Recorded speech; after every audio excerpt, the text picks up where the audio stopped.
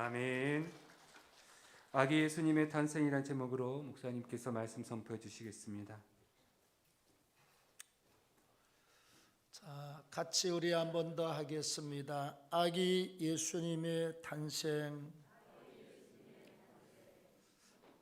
세계적인 부호 미국의 7강왕 카네기는 젊어서 세일즈맨을 했다라고 합니다.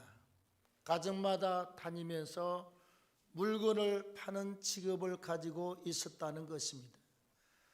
그가 어느 노인의 집에 물건을 팔러 가서 거실에 들어갔더니 넓은 거실에 엄청나게 큰 그림이 한 폭 걸려 있었습니다. 그 그림에는 어떤 내용이 들어있느냐? 바닷물이 다 빠진 황량한 바닷가 백사장 부근에 나룻배 한 척이 모래밭에 걸려 있습니다. 그리고 노졌던 그 노를 바닥에 던져서 저 위쪽에 하나 낡은 노가 놓여져 있습니다. 그리고 나서 그 큰 그림 밑에 무엇을 적였느냐? 이렇게 적혀 있습니다. 반드시 밀물 때가 온다. 이렇게 적혀져 있는 그림을 보고는 이 그림에 그런 너무 감동을 받고 큰 의미를 받아서 그의 평생의 좌우명이 뭐냐? 반드시 민물이 몰려온다. 그러니까 고난이 와도 민물이 몰려온다. 내 인생에 지금은 쓸물일지라도 밀물 때가 반드시 온다. 그래서 세계적인 부자로 성장을 했다라고 하는 이야기가 있습니다. 여러분, 우리 예수 믿는 사람들은 뭐가 우리의 로망이지요? 뭐가 우리의 꿈이냐고요.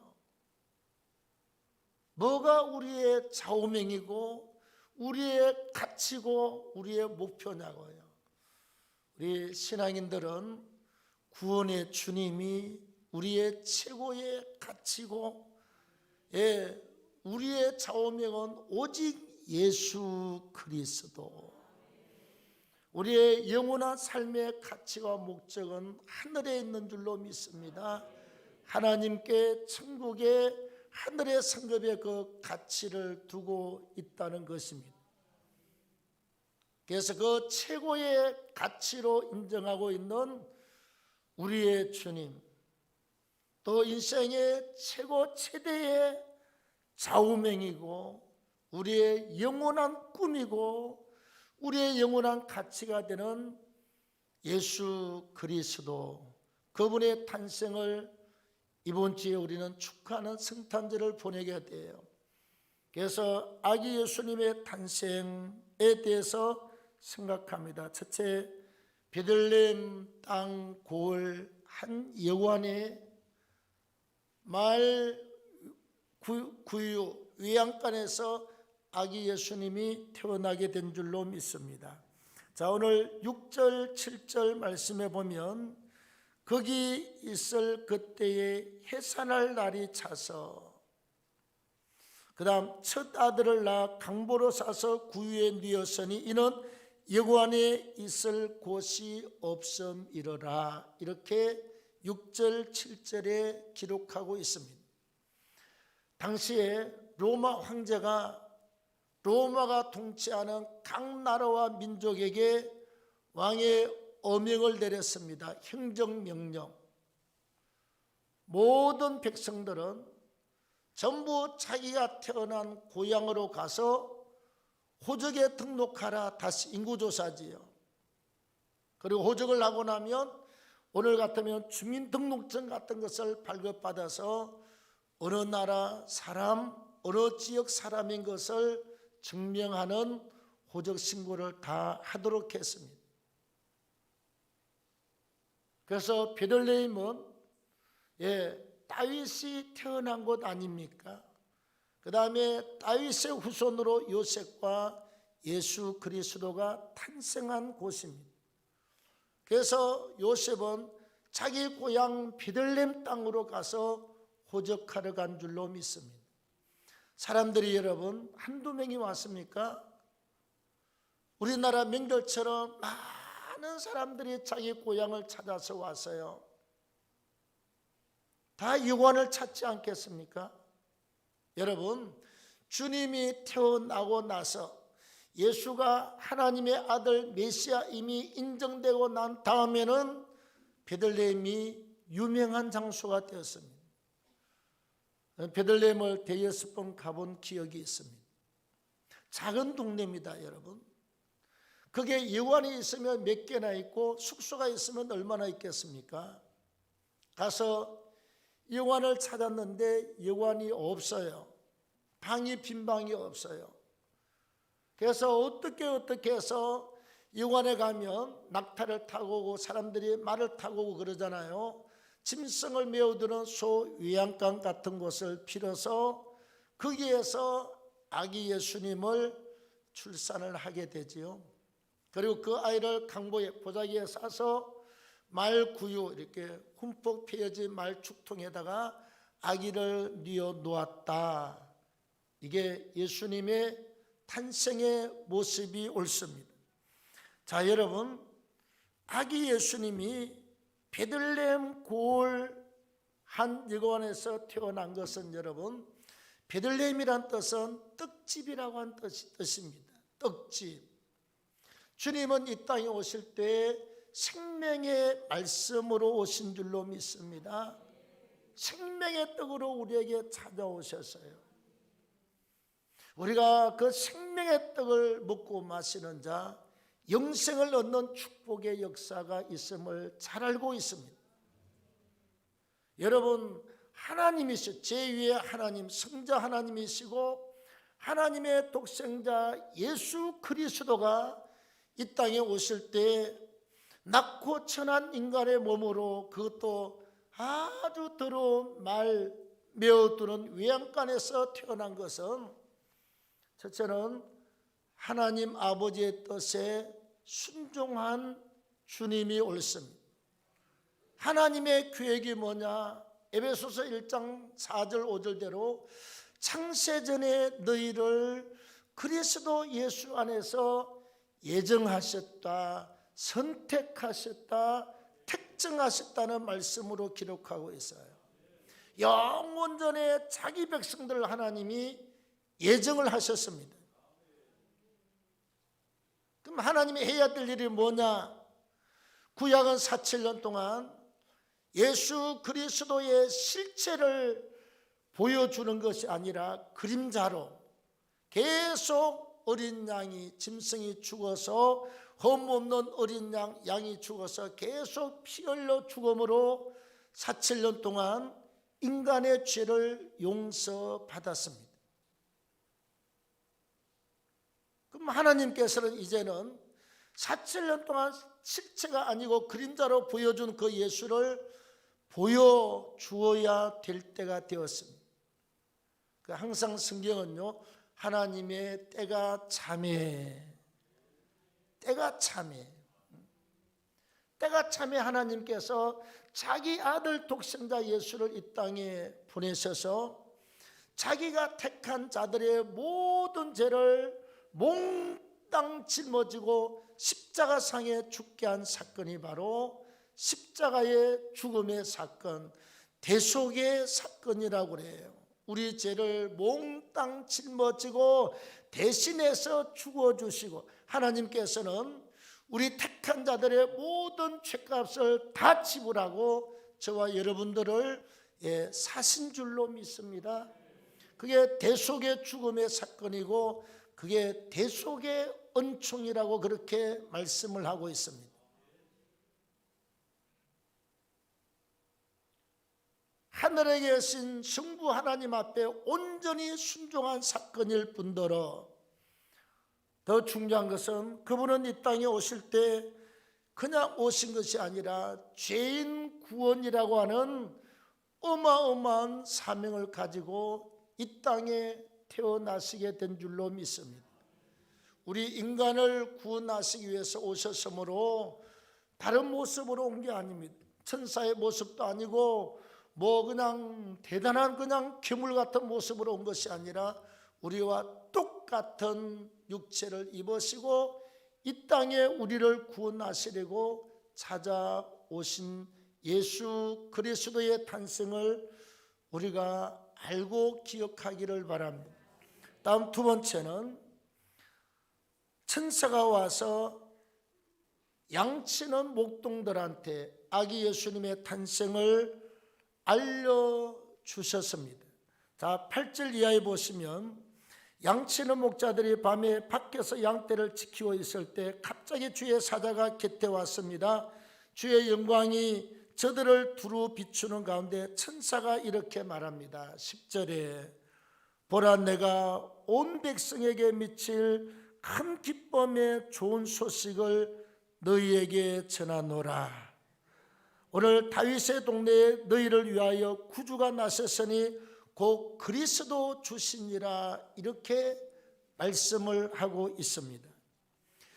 여러분, 이스라엘 땅하고 요르단 땅에 가서 이 현장을 구경 안 하신 분들은 잘 이해가 되지 않을 것입니다. 그냥 양들이 산에 그냥 저기 아무데나 흐트러져서 그냥 자고 있을 때 목자들이 양떼를 지켰다는 말도 맞을 수가 있지만, 우리가 고고학 박사를 데리고 가서 그 현장을 보여줄 때 우리는 두 가지를 배웠습니다. 한 가지는 왜 산당에 들어가서 제사를 하면 하나님이 박살을 냈습니다. 왕이 되어서 산당을 그냥 두고 산당을 인정하고 산당에서 제사하면 왕이 죽거나 반역이 일어나고 국가가 뒤집어졌습니다. 그런데 산당을 제하여 버리고 산당을 부숴버리고 없애버리면 하나님께서 그 왕위를 오래 가게 하시고 왕권을 강화하고 국가에 평안과 태평의 은혜를 주신 이유가 뭔지 아십니까? 여러분, 예루살렘은 하나님이 세운 본 성전입니다. 그 다음에 지역마다요, 면 단위로 보면 되겠습니다. 지역마다 가장 높은 산 가장 꼭대기에 다 이렇게 성처럼 돌로 쌓아놨습니다. 아브라함이 있던 당시에. 그리고 식량지장 창고도 안에 있고요, 제일 꼭대기에 돌멩이로 성막처럼 성소를 만들어 놨습니다. 예루살렘에서 국어학 석사를 하고 미국 가서 박사학위를 받으신 목사님이 우리 교회도 왔습니다만, 우리를 데리고 세상에 자기가 공부하면서 자전거 타고 찾아갔던 거기까지, 식당도 없고 정말 찾길도 제대로 없는데 우리를 끌고 가서 점심을 오후 3시 반에 점심을 줘가지고 우리가 다 죽을 뻔했습니다. 흙이 져가지고 다 눈이 막 돌아갔습니다. 그때 우리 집 사람의 기도 제목이 뭔 줄 압니까? 주여, 까마귀를 통해서 먹을 것을 좀 날라다 주세요. 아니, 아침에 6시 반에 밥 먹고 오후 3시가 넘어도 점심이 안 오니 전부 다 기진맥진해가지고 다 옆에 창가에 앉아서 그러더라고. 아버지, 먹을 걸 좀 주세요. 내가 이 창간에서 먹을 게 어디서 날아오냐. 까마귀를 통해서 주세요. 혼자서 투덜투덜 하더라고. 근데요, 우리 당회장 목사님 요 앞에, 이 뒤쪽에 앉아있는 사모님이요, 갑자기 전부 다 기진맥진해가지고 이제 골아 떨어졌는데 둘이 배고파가지고 이거 어떡하지? 아니, 저녁 때가 됐는데 하루 종일 걷고 턱털거리고 그냥 다니는데 배고파서 정말 아주 환장하겠는데, 그렇게 집사람이 그냥 자꾸 나는 금식행을 많으니까 그래도 참는데 못 살겠던 하나님, 까마귀를 통해서 속으로 내가 까마귀가 유리창이 열려야 까마귀 오지 버스간에 어떻게 기어 들어오냐. 그런데요, 느닷없이 이게 앉아있던 사모님이 뭐 부시럭부시럭 하더니 나보고 이렇게 주는데 이 뒤쪽에 보니까 그 뭐 쥐포도 들어있고 뭐 오징어포도 들어있고 땅콩도 한 주먹 줘가지고 얼른 줬더니 까마귀가 와서 먹여 살려서 오늘까지 살아있습니다.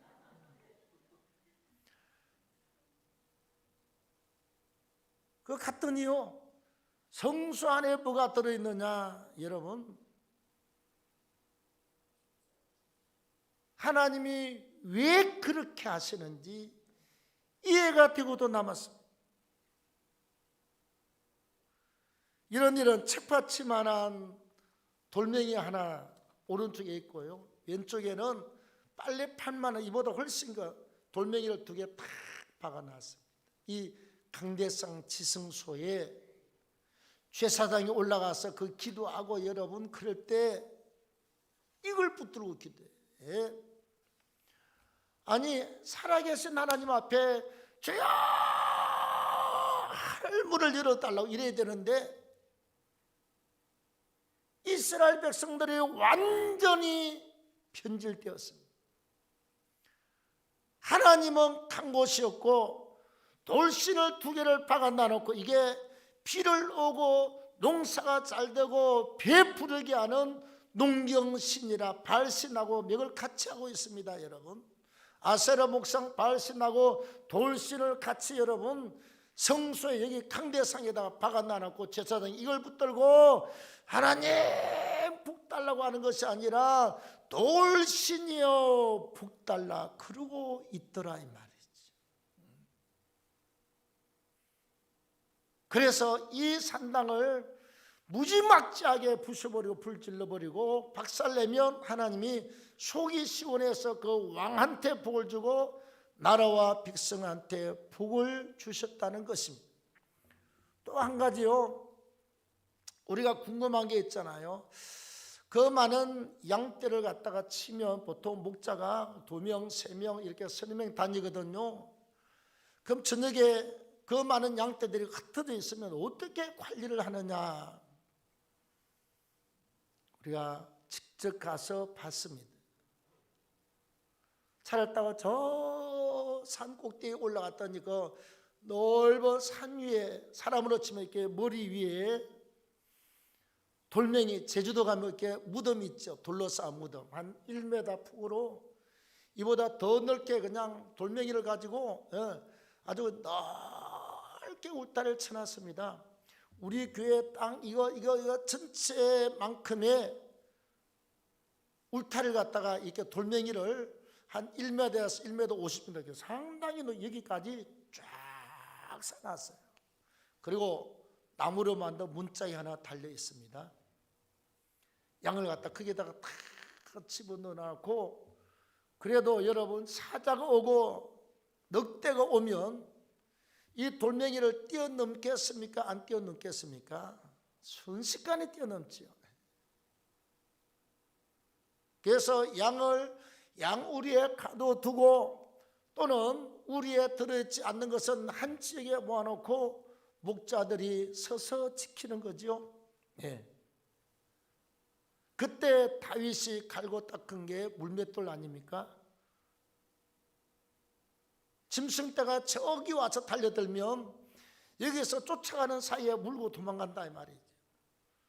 항상 딱 이렇게 물맷돌이 이렇게 생겼어요. 끈으로 돼가지고 여기다 딱 계란보다 크고 우리 주먹보다 작은 돌멩이 하나 끼워서 빙 돌려서 땅 때리면요, 기가 막히게 짐승이 맞아서 기들축풍해서 도망가고 잘못하면 박살나요. 골리앗을 한 방에 때려 죽인 다윗의 실력이 어려서부터 양침에서 항상 이렇게 돌려서 땅 때리면 짐승한테 가서 딱 맞습니다. 여러분, 그게 훈련되면 가능해요. 여러분들 보고 만약에 지금 저 시골 가서 부드나무 옆에 가서 낫을 주가지고 저 부드나무에 딱 꽂아라 그러면 여러분들은 절대로 안 됩니다. 어려서부터서 겨울가에 가서 풀 한 짐을 갖다가 준비해 놓고, 그 다음에 전부 다 발가벗고 모욕하고 나면 낫 가지고 그냥 할 일이 없으니까 땅에다가 이렇게 또 뱅글뱅글 돌아서 낫이 딱 꽂히거나, 안 그러면 이제 그 땅에서 연습이 끝나면 그 다음에는 부드나무가 우리 집 앞에 많았거든요. 부드나무 가서 여기서 한 5m, 10m는 낫 끝을 딱 잡고 딱 던지면 특수부대처럼 낫이 가서 그냥 팡팡 꽂혔습니다.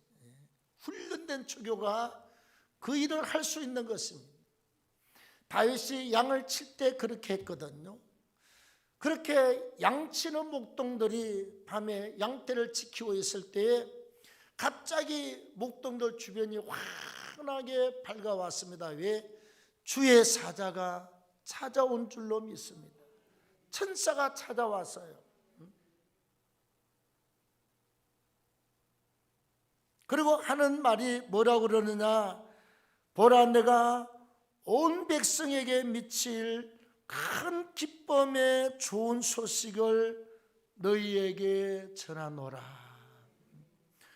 온 이스라엘 민족에게 미칠 큰 기쁨의 좋은 소식입니다.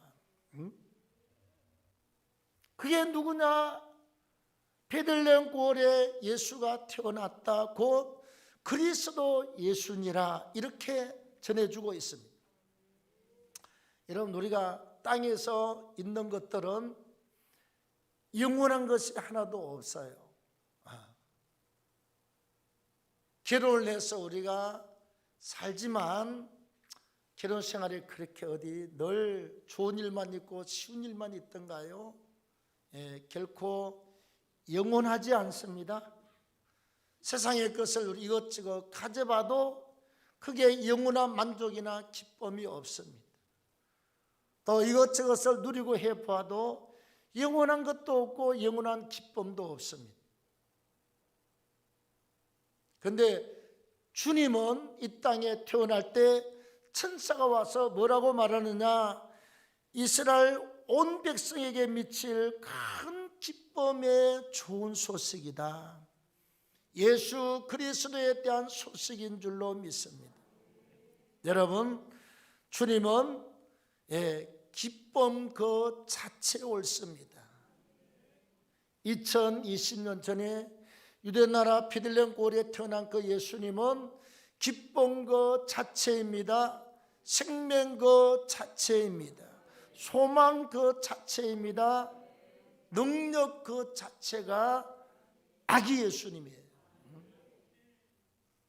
더더구나 우리에게 큰 기쁨 그 자체입니다. 왜? 세계 77억의 인구가 다 죽어도 한 사람의 죄를 없앨 수가 없습니다. 근데 우리 죄를 담당하신 줄로 믿습니다. 믿고 회개하면 모든 죄를 용서받습니다. 하나님은 죄를 도말하신다. 흔적까지도 지워버린다 이 말이에요. 우리 속에는 늘 여러분 죄에 대해서 그림자가 늘 남아 있습니다. 항상 우리가 살아가면서 옛날에 주님 믿기 전에 거듭나기 전에 우리의 죄들은요 우리 속에 항상 흔적으로 남아 있습니다. 근데 그 흔적에 속으시면 안 돼요. 우리가 정말 예수 믿고 회개한 것은 하나님은 기억도 아니하시고 도말하셨다 흔적도 없이 우리의 죄를 통해서 서로 멀리 옮겨버리게 된 줄로 믿습니다. 이 죄 문제를 해결했습니다. 모든 사람들이 다 죽음이 찾아오면 벌벌벌벌 떨지 않습니까? 왜? 죽음 다음에 뭐가 있을지 알지도 못하고 죽으면 다 끝난 줄로 알고, 혹시 또 예수 믿는 사람들이 천당과 지옥을 말하는데 지옥 갈까 봐서 벌벌벌벌 떨어요.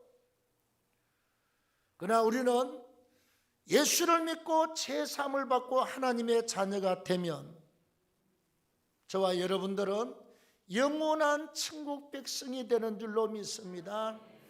영생입니다. 여러분, 영원히 살되 삼위일체 하나님이 계시는 천국에서 살고 주님이 우리의 영원한 신랑 되시고 저와 여러분들은 영원한 주님의 신부가 되시고 죽음이 없습니다. 질병이 없습니다. 애통이 없습니다. 곡하는 것이 없습니다. 밤이 없습니다. 악한 원수마귀 죄악들이 없어요. 완벽한 안식의 장소, 완벽한 평강의 장소, 완벽한 축복의 장소가 천국인 줄로 믿습니다. 이것을 우리에게 주시는 분이기 때문에 예수 그리스도의 탄생은 온 예수 믿는 백성들 전체의 기쁨이고, 그 다음에 큰 기쁨의 좋은 소식인 줄로 믿습니다. 성탄절 맞이할 때 그냥 노는 날이다, 안 믿는 사람들은 술 먹고 유감방에 가는 날이다, 그렇게 생각하시면 절대로 안 됩니다. 우리에게는 최고의 구원자, 우리의 주인께서 이 땅에 찾아오신 축복의 날입니다. 다음 마지막 세 번째로, 천사로부터 기쁨의 소식을 들은 목자들이 베들레헴까지 찾아가서 이 소식을 요셉과 마리아에게 전했습니다. 자, 여러분 15절 이하에 보시면 천사들이 예수의 탄생을 일러주고 갔습니다. 갔는데 성경은 뭐라고 그러느냐? 태어날 것이 아니라 태어났다고 말합니다. 너희를 위하여 구주가 나섰으니, 완료형입니다. 이미 예수가 태어났다 이 말이에요. 그래서 목자들이 모여서, 야, 우리가 4,7년 동안 기다리던 메시아가 태어났대, 가자. 그래서 양치던 목자들이 베들레헴으로 쫓아갔습니다. 여러분, 성령이 인도하는 발걸음은요, 어느 집이냐, 어디냐 그렇게 고민할 필요가 없습니다.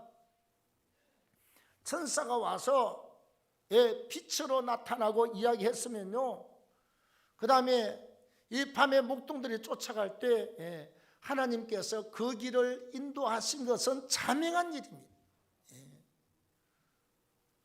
그 여관에 말 구육간에 누워있는 아기, 그 옆에 있는 아버지 요셉과 어머니 마리아가 있는 곳까지 정확하게 하나님이 인도하셔서 거기까지 쫓아가서 이 기쁨의 소식을 전하게 된 줄로 믿습니다. 우리 여러분, 주님을 만났습니까?